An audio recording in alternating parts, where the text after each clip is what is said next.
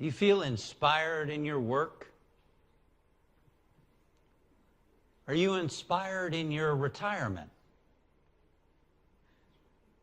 Wherever your life might be right now, inspiration is a choice.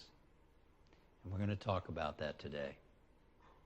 We're going to talk about different levels of this inspiration. Okay, we're going to talk about a level that we've probably heard before at some point, and then we're going to go deeper with it. Sound good? All right. George Burns, the late, great comedian, was on the Disney Channel at the age of 90 talking to a bunch of 10-year-olds. And one of them asked him, in all of his years, what are the secrets to living such a long life and living well? And he said, there's only one. Do what you love and love what you do.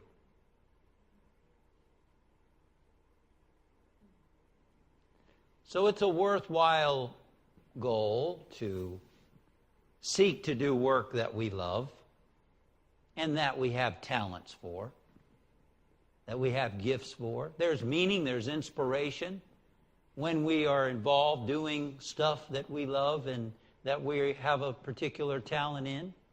It's naturally inspiring. Enthusiasm flows in theos, in God. Inspiration flows. The inspiriting process flowing from that presence of God in which we live and move and have our being when you're doing what you love. It's a worthwhile goal to have in mind of what it is that I would really love to be doing.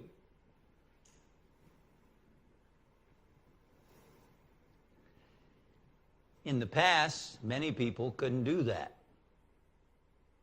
For instance, Dr.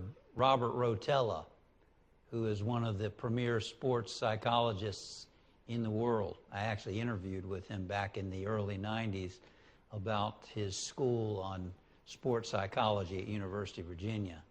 And since then, he's become internationally renowned for his work with people like LeBron James and many of the great athletes in the world and executives. His grandfather, who he never knew, came from Italy to this country and was working with granite. And sadly, a slab of granite fell on him and it ended his life. This was during the Great Depression, in the throes of the Great Depression. So his grandfather's son, as well as his siblings, had to try to make it in the Great Depression. So it wasn't a matter of doing what they loved, it was a matter of doing what they needed to do. And some local person invited Mr. Rotella to be an apprentice at his barbershop. And so he became a barber. Now that wasn't a dream that he had for his life. He loved to read, he loved to study. Had he lived in these times, perhaps he would have become a researcher or a scholar. But instead he became a barber. So he didn't do what he loved, but he learned to love what he was doing. He became one of the first people to learn how, in this town, to learn how to do hair pieces. He became one of the first people to learn how to do a razor cut. He became the president of the Barbers Union. And at night, he engaged in his talent and passion of reading and studying so that he could engage his clients in interesting conversation when they were in his chair. He learned to love what he was doing and help provide his family with a life so that his son, Dr. Bob, could do what he loved and some of the others could do what they loved. If you can't do what you love, then love what you do. Some people want to make a living at becoming a skateboarder or a rock star or an actor or whatever it might be. And so they may need to make choices of perhaps having jobs that, have a lower income so they can do what they love. Or maybe they have a job that helps them do what they love in their spare time. And so they do what they can to make it work. And sometimes people make the decision, athletes have made the decision that maybe they can't make it on the pro tour or whatever it is, or they choose to go into another field and do that as a part-time thing for fun.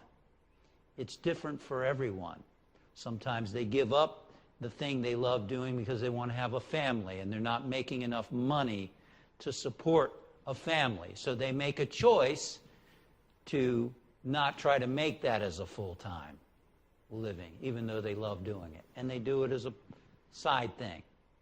So do what you love if you can, and love what you do.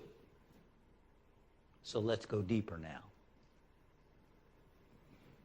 Finding inspiration at work or in retirement. And that is, it doesn't matter what we're doing to be inspired. It doesn't matter what work we're in to find inspiration, because we're created in the image and likeness of inspiration.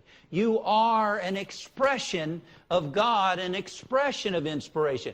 God is inspiration. God is joy. Spirit is love. Spirit is light. Spirit is aliveness. And you and I are expressions of that aliveness. And so we don't have to find what we love. We can be inspired where we are. We can bring inspiration to what we're doing, because that's what we are. We're inspiration. Michael Singer points out the difference between who you really are and your personal self. The personal self is the psyche that we've built up. The one that says, I like this, I don't like that. I don't like my boss. I don't like these people at work. I don't want to have to do reports. I don't want to have to make sales calls. I don't want to do that. I don't feel like going to and doing this kind of work. That's the personal self, with its likes and dislikes, its wants and I don't wants. That's the self that likes to complain.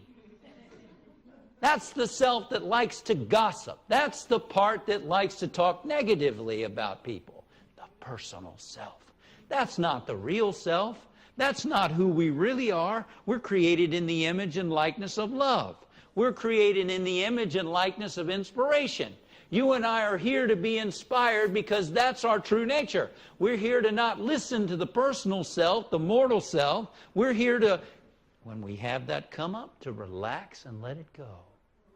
When that complaining mind comes up, observe it, feel the feelings, relax around it, and let it go. That's not who we really are. That's not who you really are. You're the spiritual self. You're God living itself as you. That's who you are. That's who we're here to become and express and unfold. We're here to let go of the personal self so that we can be the divine self that we really are. And work is a wonderful place to do exactly that. Work is a great place where we get to face people who push our personal self buttons. Work is a wonderful place where we get to face that personal self that comes up and says, you know what, I used to love to travel, and I'm not inspired at my work anymore. I wish I were traveling more. That's a good time to look at that and relax around it and go, you know what? Get inspired within yourself. Love where you are. Love where you are. There's something in economics called the law of diminishing returns. The more you have something, the less you like it. The less you want it. I remember years ago, I used to eat mangoes all the time. Loved mangoes. Haven't had one in years. got tired of them. And that's the way it is with so many things in the world, through the senses. Take your favorite meal. Have it for dinner tonight. Have it for breakfast tomorrow. Have it for lunch tomorrow. Have it for dinner tomorrow. Have it for breakfast the next day. You're going to get tired of it. That's what happens.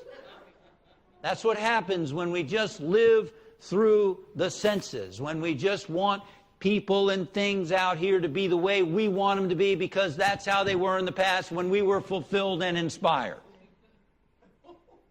Instead of realizing I am the inspiration I'm seeking. I am created in the image and likeness of inspiration. Let me release that inspiration into my life. Please slap somebody and say, you are inspired. You're the inspiration you're seeking. You're the inspiration you're seeking. Slap somebody and say, you're the inspiration you're seeking. Now, that doesn't mean you're going to be in the same job forever. Because when you take back the energy from complaining, when you take back the energy from criticizing, when you take back the energy of being bored, when you take back the energy of fear, and you begin to get centered in yourself, you've got more energy. You've got greater clarity of mind. You're now tuning into the infinite presence of God being and expressing as you, so you're going to start doing a better job. You're going to start bringing more to the table. And guess what? You're probably not going to stay in that job forever because the universe is going to promote you. People are going to see the work that you're doing and they're going to want to take you out of that job. They're going to want to put you in a different job, probably. Somebody in another company might get wind of you and want to recruit you. When you're bringing that, good, you're ready for that. When you're bringing that inspiration to right where you are, things are going to unfold. Singer says you don't even have to worry about what's going to happen because you're part of the creative process that has made the tree and makes the flowers and created this universe and has brought us right where we are 13.8 billion years later, right here. And you begin to tune in to that creative process, that creative flow, right where you are. Learn to be inspired where you are. Learn to start to be the joy and the peace and the fulfillment that you want in your life. Because you're an expression of spirit. You're an expression of God. And anything that's unlike that, realize it's your personal self. Realize it's your mortal self. Realize that that's not who you really are. That's your mind. That's your emotion. That's stuff from your past that gave you some bit of pleasure, gave you some inspiration at the time, took you out of yourself. You don't need to go back to the past. You need to find that presence that's with you right here and right now. And things will begin to unfold for you. You'll find that other people will be inspired by you. You'll find that not only will you start to be raised up, but the people around you will start to be raised up. You'll start to create a better environment right where you are. And before you know it, you will find fulfillment and inspiration in what you're doing. Because you will bring it to what you're doing. Think of somebody who's unhappy in their job right now. Think of somebody who's uninspired in their job right now. If we could change their attitude right now and give them inspiration and give them joy and give them peace, do you think they would not want to leave their job? They would probably be perfectly happy right where they are. That's what we're talking about. We're talking about bringing the inspiration, bringing the peace, bringing the love, bringing the harmony right where you are. That's why we're here, ladies and gentlemen. That's why we're here. We're here to let go of the personal self that carping, critical, gossiping, I wish, I want, I don't like, I want this to be different, I want them to be different. We're here to relax and let go of that self so that we can wake up to the God presence that we are. That's why we're here. The Spirit is within you. It's the Spirit of the Almighty that gives you inspiration. St. Paul said, stir up that gift of God that is inside of you. Stir it up. Release it. Ignite it. Because it's there. It's not easy. It's not simple. But it's possible. It's possible. It's possible. You deserve the abundance. You deserve to be inspired every day of the week. You deserve to be in joy and love every moment of the day. But the choice is yours.